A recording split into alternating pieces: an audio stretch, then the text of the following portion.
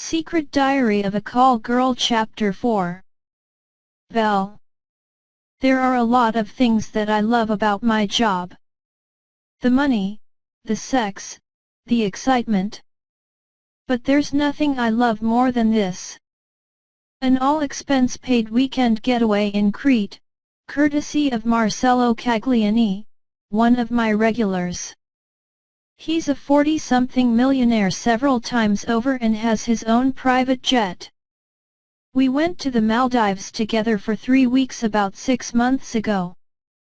Not only is Marcello rich, generous, and gorgeous, he's also a great lover. The perfect package.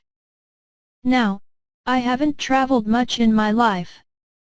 I've only been to Scotland, the Maldives, New York, and Wales on a school trip in the 6th form. It's about time I expanded my horizons. After all, there are millions of men all over the world that I have yet to meet, and I can always use more clients. Marcello had arranged for his personal chauffeur, Raoul, to pick me up and take me to the airfield where his plane would be waiting for me. I'd fly down and meet him and we'd spend a luxurious weekend together. I know, it sounds a bit like I'm just using the bloke for his money and the opportunity to see the world, but I do enjoy his company. And I make sure he gets his money's worth and then some. Raoul arrived at my place exactly on time. I, however, was running 15 minutes late. My alarm clock hadn't gone off on time, and if it hadn't been for Bambi calling, I probably wouldn't be up now. I'd asked Bambi to come house sit for me while I'm away. You can't be too careful these days. I was zipping my last suitcase when I heard my mobile ringing. Hello, I said, using all of my strength to zip the overfilled carry-on. Well? This is Raoul, Mr. Cagliani's driver. I'm outside your house. Yeah, I know, sorry. I'm running a bit late. I threw all of my weight down on the bag and with one final tug I zipped it. I have to remind you that the plane is leaving in an hour, so if we want to get you there on time, we have to get going. I'll be right down. I disconnected and blew a stray wisp of hair out of my eyes. I hate being late. Ever since I was a little girl it's driven me mad. My mother's the exact same way. It's strange that she and I aren't as close as my dad and I, considering we're so much alike. I can't remember the last time she and I had a heart-to-heart. Probably never. I lugged my bags down the stairs and made my way through the foyer to the front door. Raoul was waiting for me on the porch. Without a word, he took my bags and carried them down to the car for me. Thanks, I said, shutting and locking the door behind me. I'd left Bambi a key under the doormat. Raoul opened my door for me and after helping me in, shut it. Wow, a perfect gentleman.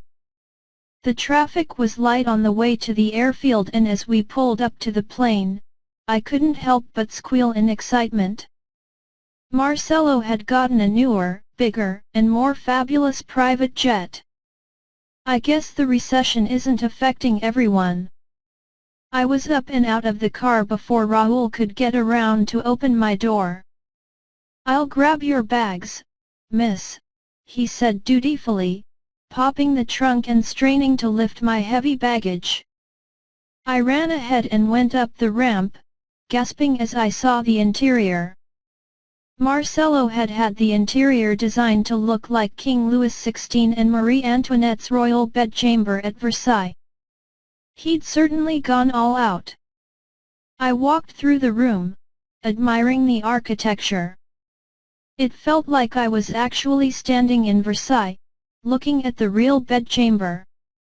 What? I have a few fantasies of my own. Who doesn't want to be fucked in Marie Antoinette's bed? I sat down on the edge of bed, giggling excitedly. Raoul set my bags down and with a bow of his head, exited the plane. A flight attendant came along and took my bags off somewhere. "Can I get you anything to drink?" a female flight attendant asked, popping up out of nowhere. "Champagne, please." "Technically, I'm on the job, but one little drink won't kill me." "Here you are," a deep, accented voice said. I looked up and grinned. Marcello. I jumped up into his arms. "How's my belle, et?" he asked, smiling so that his eyes crinkled up.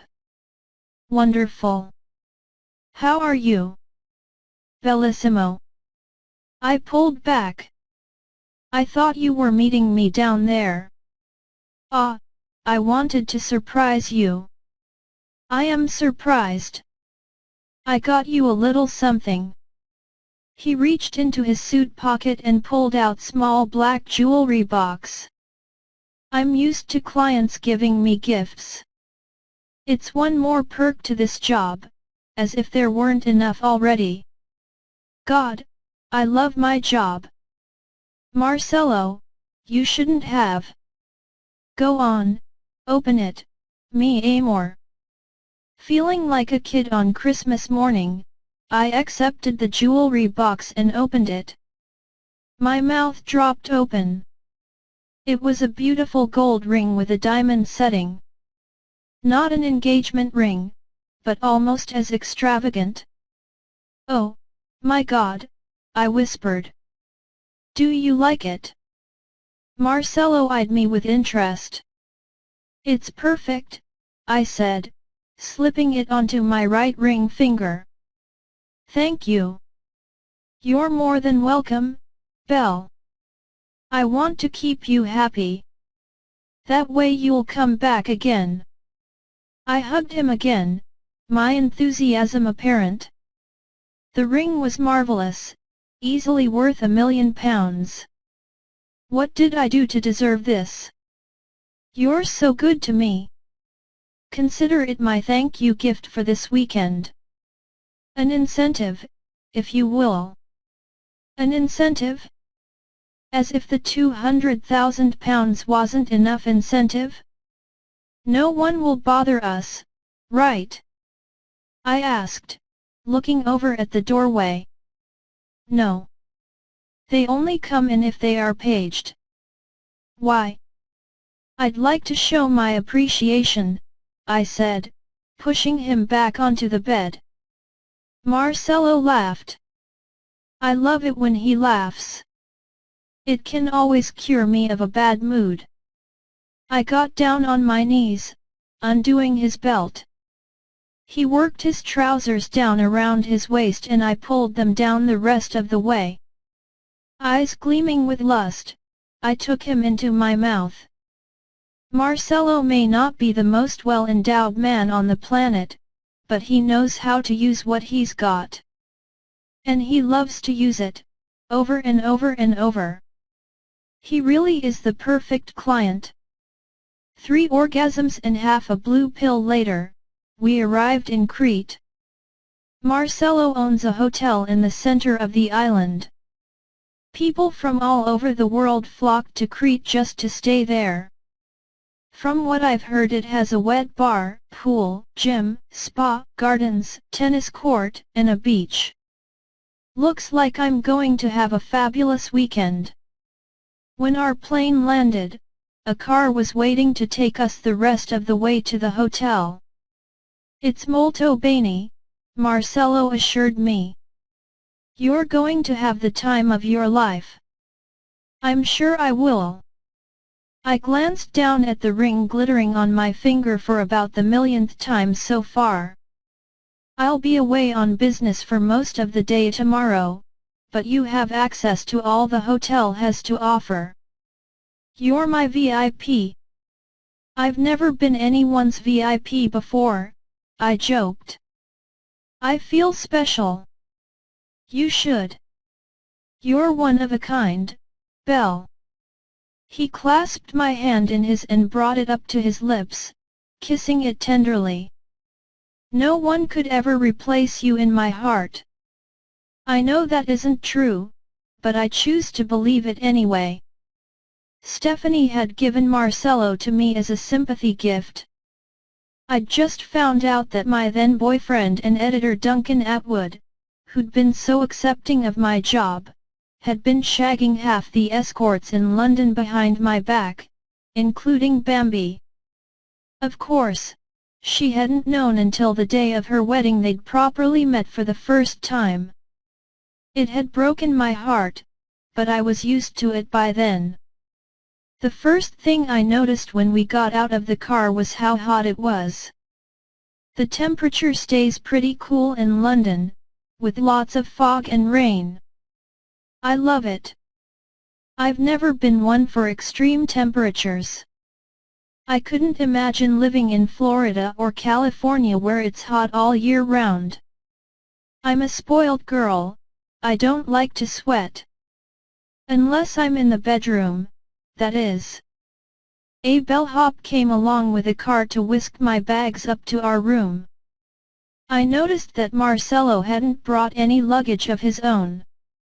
Then again, he owns the hotel, so he probably has a wardrobe already here. Must be nice.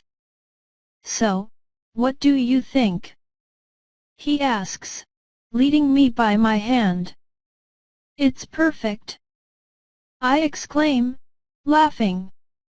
It's so sunny and beautiful.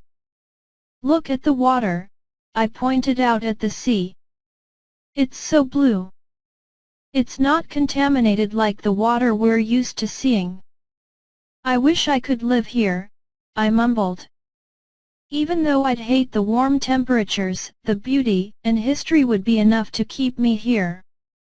Maybe if I save up enough money, I'll buy myself a summer home here. Yet, anything is possible, Belle, Marcello assured me, with hard work and the right attitude. Are you speaking from experience? I don't know much about Marcello's past. I guess it doesn't matter, but seeing as I'm spending the next few days with him, why not get to know each other better? I know practically everything about my favorite client, Ashok. I'd gotten a call from him the week before saying that he would be home soon and couldn't wait to see me. I miss him tremendously. I've had him every second Wednesday for the last 6 years. He was the first man I slept with as an escort. Marcello nodded. I grew up poor. My father owned a small bread shop, and as you can imagine, it didn't bring in much money. And with 9 children to support, we had to forego a lot. None of my brothers and sisters went to university, and I hadn't planned on going either. But at 20, I'd decided to move to London to pursue a career on the West End. I've sung all my life and everyone tells me I sing like an angel. It's true. It's nice to know that you're not modest, I teased. What can I say? I don't lie. He laughed. Anyway, when I moved to London, finding a job was harder than I expected. I was living in one-room palazzo with a friend of my cousin Margarita's. I can't imagine that was fun for you. Being a stranger in strange city. It wasn't, but I survived. I kept applying for jobs, but they all wanted me to have a degree. So, I enrolled at Oxford and got a degree in business management. How did you afford it? I asked. Oxford isn't cheap. I'd applied there after college, but the tuition had been too high. I eventually found a job at a local pizzeria. I worked myself nearly to the point of exhaustion, but in the end it was worth it.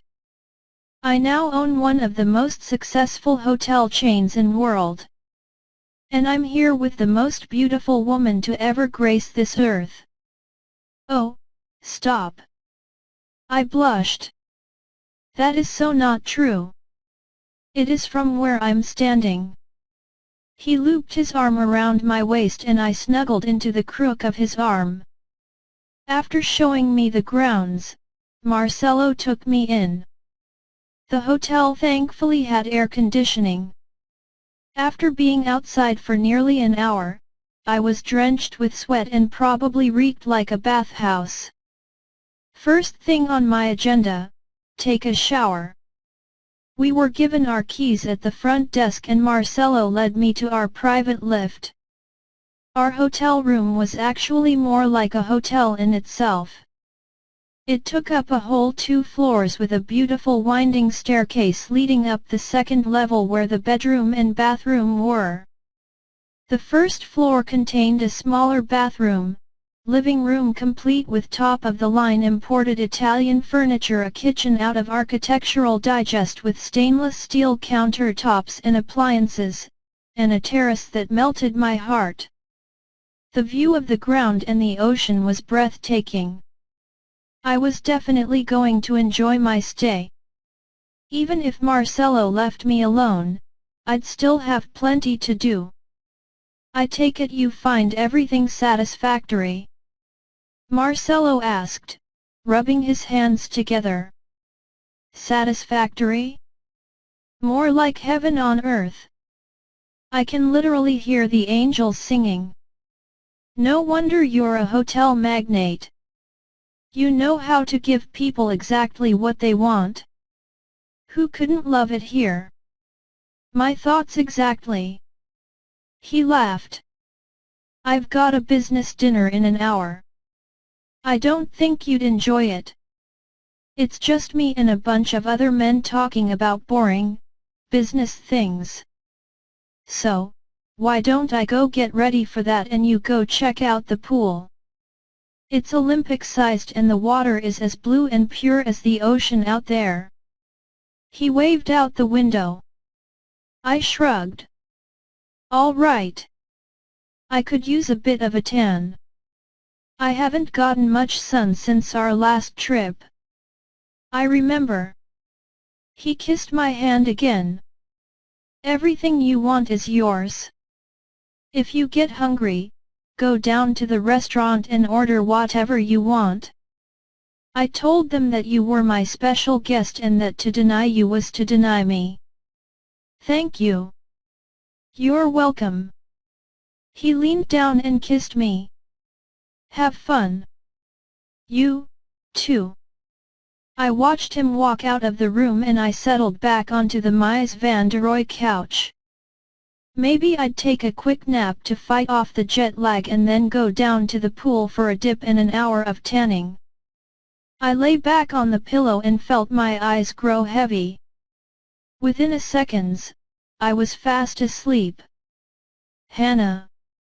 A few hours later, I stepped out onto the deck, surveying the crowd.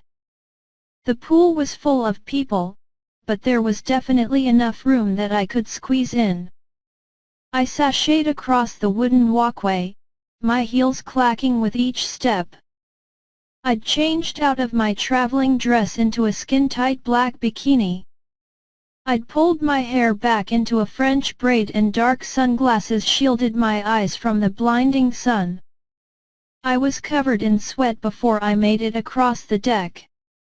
Kicking off my shoes, I stepped down into the cool water. It felt heavenly after the overwhelming heat above. I let the water pull me under, closing my eyes against the burn of chlorine. I resurfaced, shaking my hair out. I felt so much better already. Now, to get a drink. I got out of the pool and sat down on the nearest lawn chair. A cute waiter approached me, a charming smile making my heart beat faster. "Can I get you anything to drink, Ms. Baxter?" he asked. "Just a water, please," I answered, slipping my sunglasses back on. Coming right up. I admired the view of his ass in the tight khakis he was wearing as he went to get my drink. Maybe if I got too bored without Marcello I could pick up a little extra business. I know, it's not professional, but hey, money's money. He was back within a few seconds. Here you are. Thank you. I twisted my finger in my hair flirtatiously. You're welcome. He winked and walked away, on to his next customer. Typical man. I settled back into my chair, closing my eyes. It doesn't take me long to get a little color. I figured I'd lay out for about an hour or so and then head over to spa. A massage sounded delightful. I opened my bottle of water and took a drink, the cool liquid soothing my parched throat. I was sure that I'd fallen asleep again because I suddenly heard a familiar voice say, "Do you fancy a dip in the pool, dear?" It was my mum's voice. I'd know it anywhere. You go on ahead.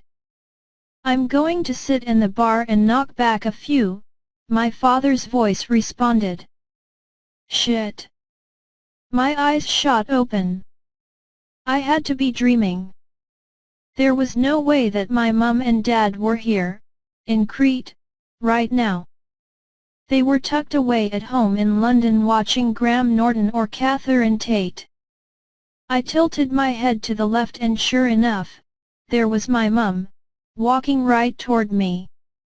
Fuck. Mum was looking down at her feet and if I played my cards right, I could get up and leave before she even saw me. I reached down and snatched up my heels. I didn't have time to put them back on not if I wanted to get out undetected. I had only taken one step when I caught my foot on the leg of the lawn chair and losing my balance, plummeted headfirst into the pool. Maybe I can just hold my breath long enough for her to walk past, I thought. Unfortunately, I hadn't taken a breath before my tumble and now my lungs were burning, craving air. I used my legs to propel me to the surface. My sunglasses had floated off and the sunlight nearly blinded me.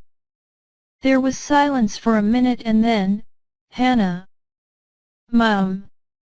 I squinted up at her, feigning innocence. What are you doing here? I was just about to ask you the same thing. She laughed. Your dad and I decided to go on holiday. But why Crete of all place? I got out of the pool, no longer feeling hot. Why not? It's beautiful. It sure is. I smiled gratefully when my cute waiter handed me a towel. He eyed my dripping wet body and grinned appreciatively before scuttling off. What about you? What are you doing here? Mum queried. My mind scrambled to find a logical excuse. Holiday? Wedding? Work trip? That's it. I'm here on a business trip. Oh. She nodded. I wasn't aware that nighttime legal secretaries got to go on business trips. Yeah, well, my boss couldn't make it and he sent me instead. He said that I worked too hard and deserved a break. I won't argue that one. I haven't seen you since Christmas.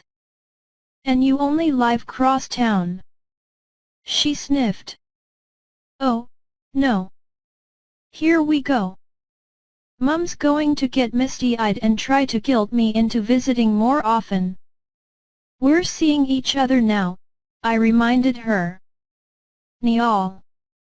She shouted, turning back toward the bar. My dad turned around at the sound of Mum's voice. He was far enough away that he wouldn't be able to tell from that distance who Mum was standing with. What is it, Gail? he asked. It's Hannah. Look. Dad squinted before recognition settled in. He got up and walked over. Hannah. Hi, Daddy. I hugged him, realizing too late that I was going to get him wet, too. She's here on a business trip, Mum supplied. Oh. I suspect that my dad has an inkling about what I actually do for a living. I've never told him or never even hinted at it, so I don't know how he would have figured it out. But somehow he knows, or at least suspects. Maybe he saw my website. Oh, God. My dad was looking for escorts online? Gross. How long are you here for, Hannah? Mum asked. Just till Sunday. Us, too. We've been here since Monday, Dad explained. I finally saved up enough money to take your mum on that second honeymoon I've been promising her. How nice. I wanted to leave.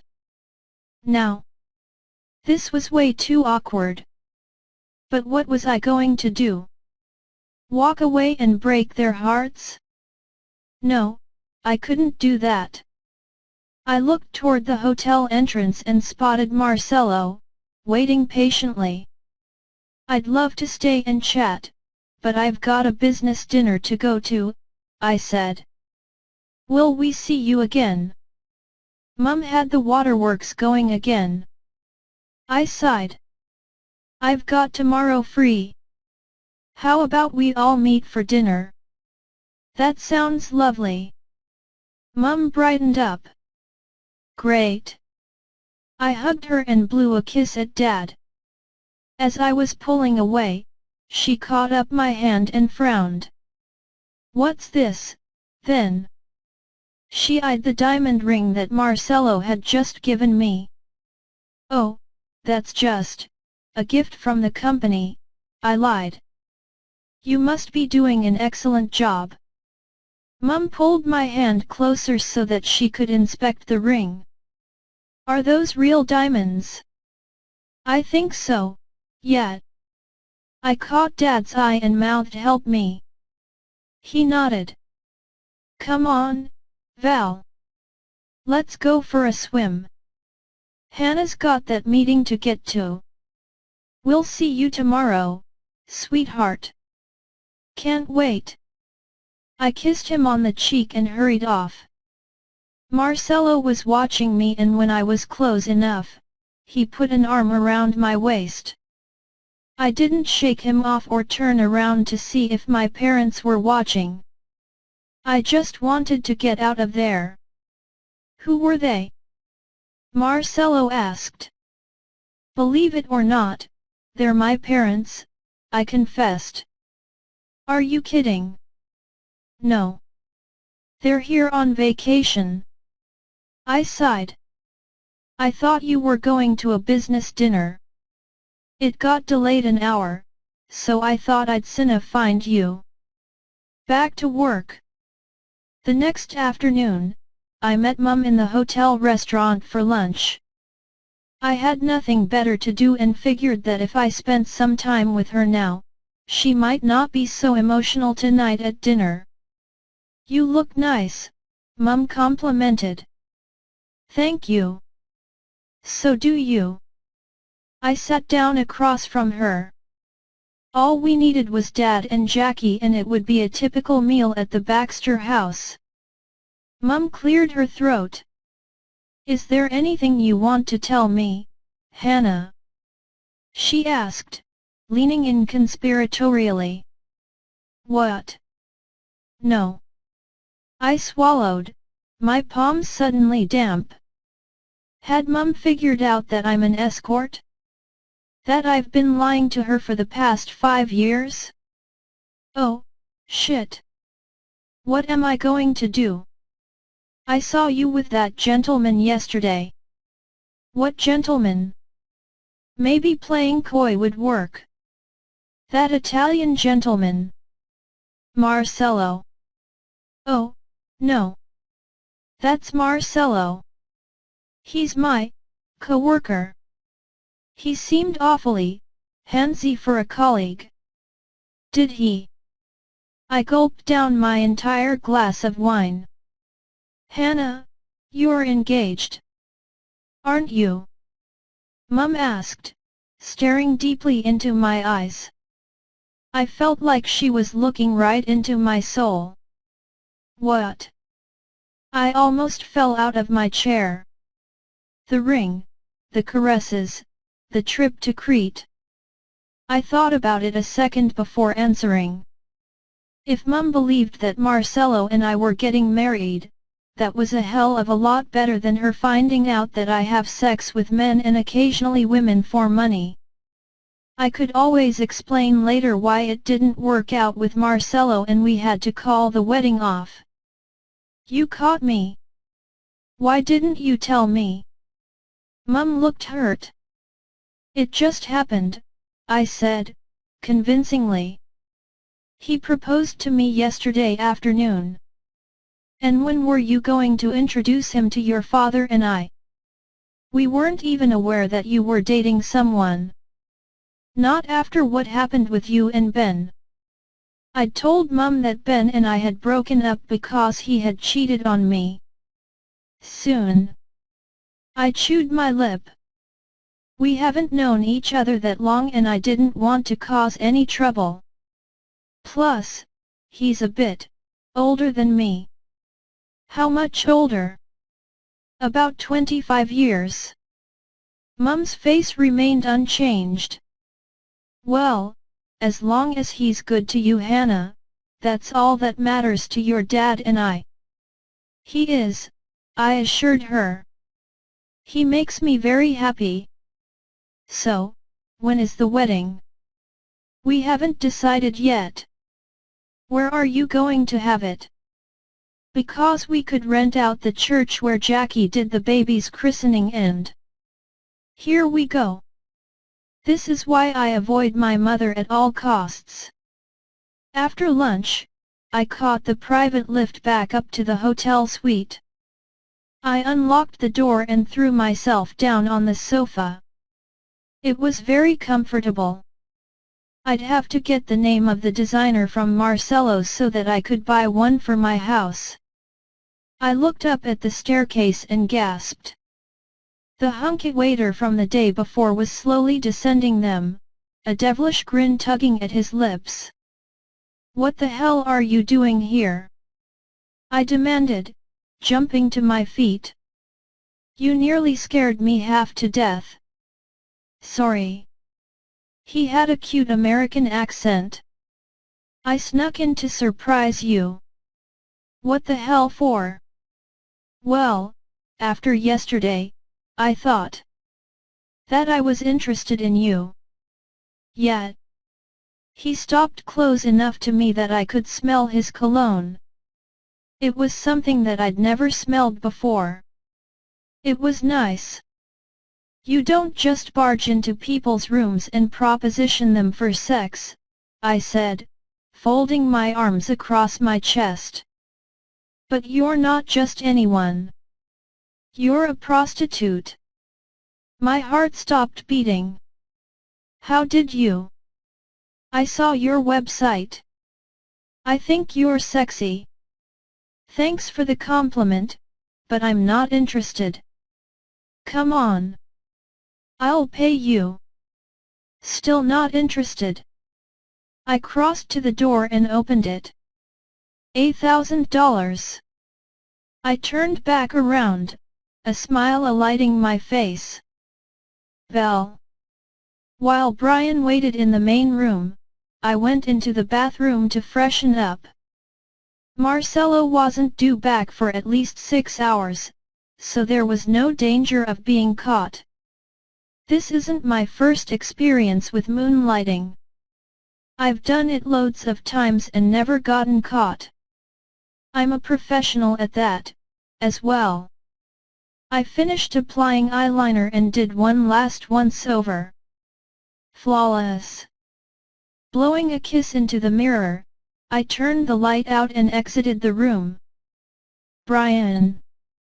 I called, my voice low and sexy. "You look even hotter, if that's possible." He was seated on the couch, his eyes glued to me. I love it when clients are in complete awe of me. It works to my advantage. "Thank you." I slowly made my way over to him, maintaining eye contact. I could tell that he wanted me, if the erection pressing against his trousers was any indication. Now, I normally collect the money up front, but in this case, I'll make an exception. I don't know exactly what Brian wants, but if it's too out there or too time-consuming, I'll stick it to him. I'm not cheap. I stopped in front of him, moving my hands around to my back. I undid the clasps on my bra and let it fall to the ground, my naked breasts swelling against the chill of the air conditioning. Brian's eyes flew to my breasts and I grabbed his hands, putting them on my nipples. "It's okay to touch," I said, never breaking eye contact. Brian started to work his hands on my nipples, rolling them between his fingers. I stepped out of knickers and started to massage my clitoris, slowly as to tease Brian. He watched me, his cock growing even harder. "Don't come yet," he whispered when I moaned quietly. "Of course not," I assured him, placing my damp finger in his mouth. "We're just getting started." "Oh, yeah." I pulled him to his feet and unbuttoned his white cotton dress shirt. I could see from his pecs and abs that he worked out often. I felt his biceps, grinning when I struggled to fit a hand around one of them. He had a hot body. Now, to see what he has down below. I undid his belt and tugged his pants down. He was wearing flattering black boxer briefs that could barely contain his manhood. I saw a dark wet spot where the tip of his penis was. He really was excited if the pre-cum was already flowing. I reached down and yanked his boxers down. I cast a glance down and grinned. He was big. Just how I like them. Not waiting another moment, I pushed him back onto the couch and climbed into his lap. Reaching down into my fishnets, I pulled out a condom and tore the foil wrapping off with my teeth. I pulled out the latex condom and rolled it onto his mammoth cock. As soon as I was sure that condom was securely on, I lowered myself down onto it. A gasp escaped my lips as pleasure shot through me. Brian clasped my back, his eyes half open. I started to move my hips slowly. I didn't want it to be over too quickly.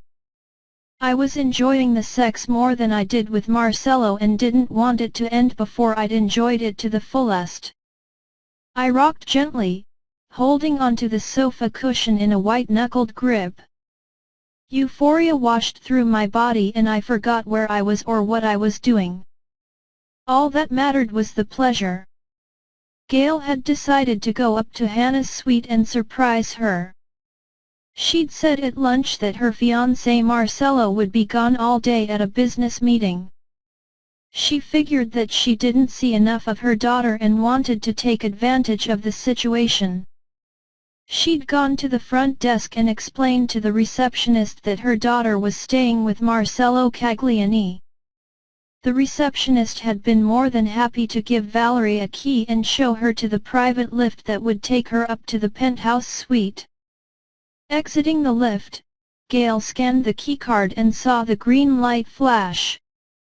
She tugged the door open and stepped inside. "Wow," she whispered. Hannah wasn't joking when she said that Marcello was rich. She heard a faint moaning sound coming from the foyer. Hannah must have fallen asleep and is having a bad dream. She turned into the main room and stopped dead in her tracks. Hannah was having sex with some guy, most definitely not her fiancé, on the couch. Her hips were moving furiously and her tits were bouncing with the motion of her body. "Oh, my God!" she gasped. I was moving my hips faster, my climax drawing near. I cracked an eye open and saw that Brian was close, too. I moaned softly, the pleasure almost too much to bear. God, I love sex. I don't know what I'll do when I'm too old to have it anymore. I guess I'll have to take up a hobby like knitting or sewing. Kill me now. Brian grasped my ass tightly, pulling my hips to him. I moaned again, nearly reaching my orgasm. Oh, my God. I whirled around. Fuck. My mum was standing right behind me, mouth open to the floor. Get out! I screamed, jumping off of Brian and clutching a pillow to chest. I am sorry. Mum mumbled, frozen in place. Get her out of here. Brian commanded. I paid for my money's worth and I'm not going to get screwed over because you can't keep your mommy out. Shut up, I snarled, glaring at him. What did he say? Mum gasped. Nothing, Mum. I grabbed her arm, trying to steer her away. What did he mean pay? Her eyes lit up in discovery. It's not what you think. I blurted. You're a prostitute. I was utterly speechless. I cast my eyes downward, ashamed.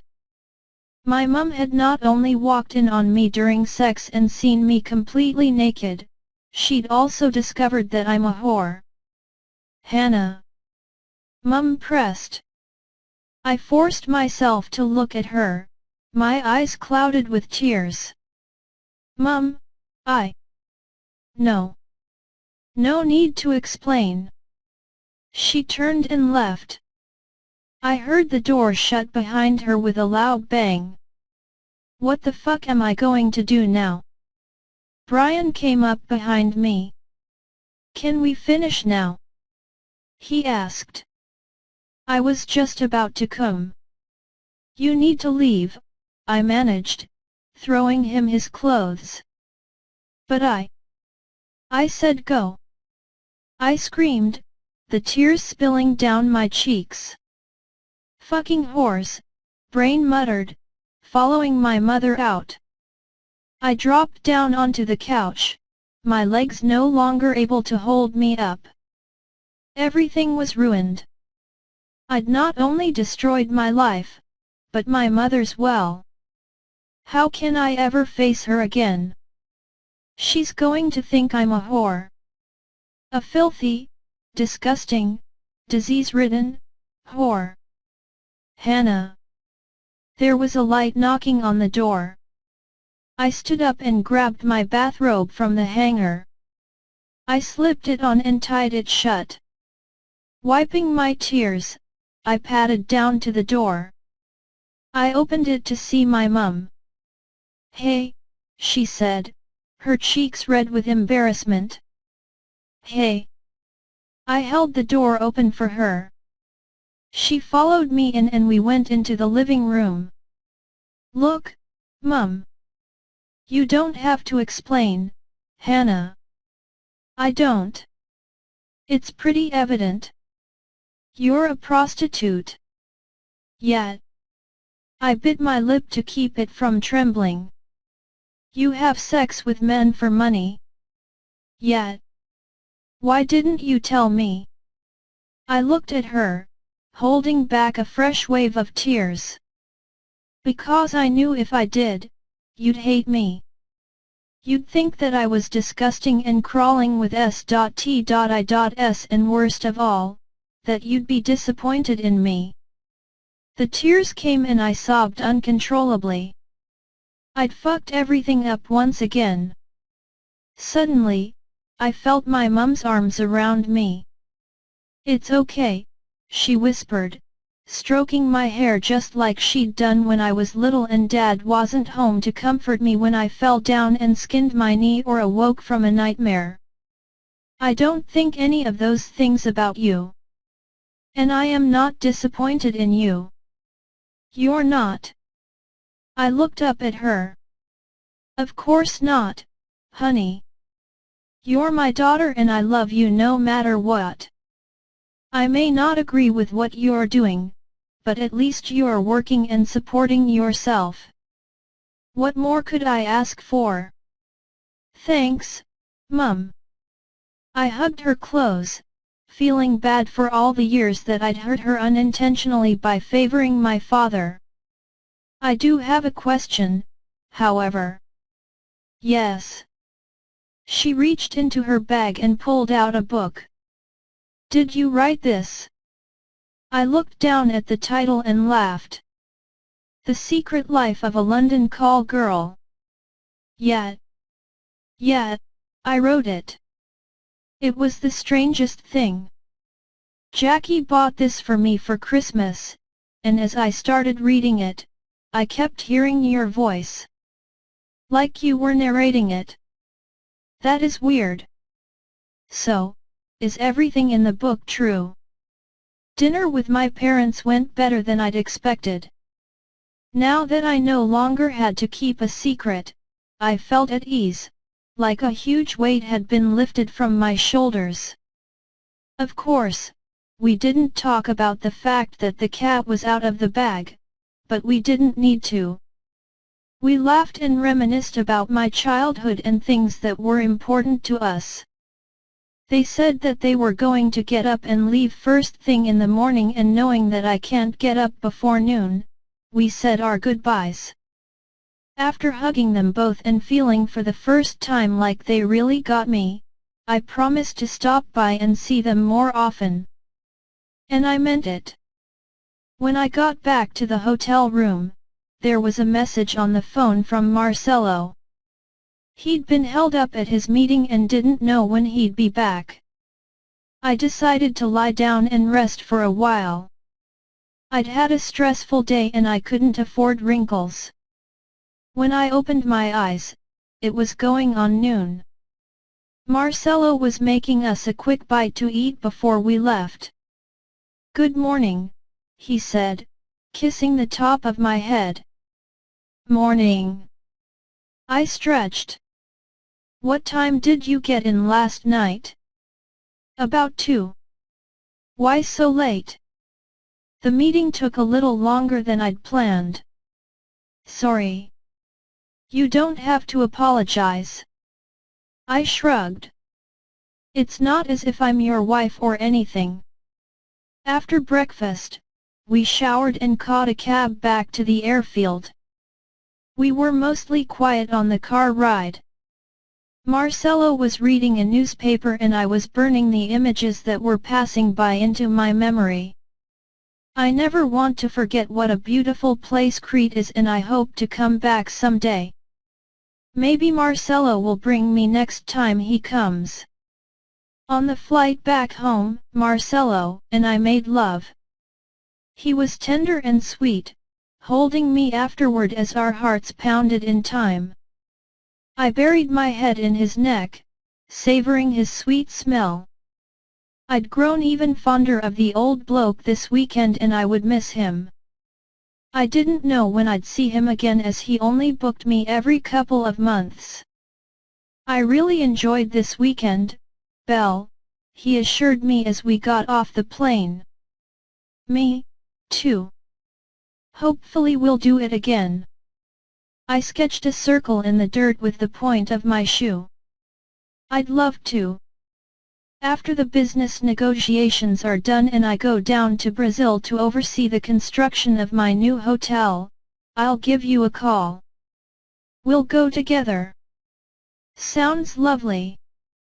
Thanks for a lovely time." He handed me an envelope nearly bursting with cash. I discreetly shoved it in my bag. The pleasure was all mine. Thank you for everything. I'd never get to see the world if it wasn't for you. You can always see the world, Belle. You just have to do it. No excuses. You're a woman of the world, it's time you got out and saw more of it. I'll think about it. I laughed. So, I guess I'll talk to you later. Yes.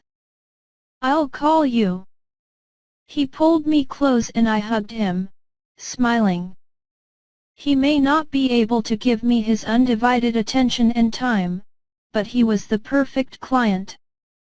Kind, courteous, and a big tipper. We said our goodbyes and I got into the car that was to take me home. I watched out the back window as Marcello's car rushed him off to God knows where. It must be quite a life to be jet-setting all over the world every day of the week. I don't think it's for me. As much as I love seeing the world, I love London. And I don't plan to ever leave it. When I got home, I found my mail stacked neatly on the table. Bambi had stayed and watered my plants and gotten the post. It felt good to be back in my own home. I was just about to climb into a bubble bath when my mobile shrilled. Looking down at the caller ID, my lips tugged into a smile. It was Ben. Hello. Han. How are you? My heart raced with excitement. Great. And you? Never better. Listen, I was thinking we could do lunch sometime soon. Catch up. Sounds perfect. I'll let you know when I'm free. Yeah, my life is good. You could even say perfect. Next time, Belle's client has a Phantom of the Opera fantasy.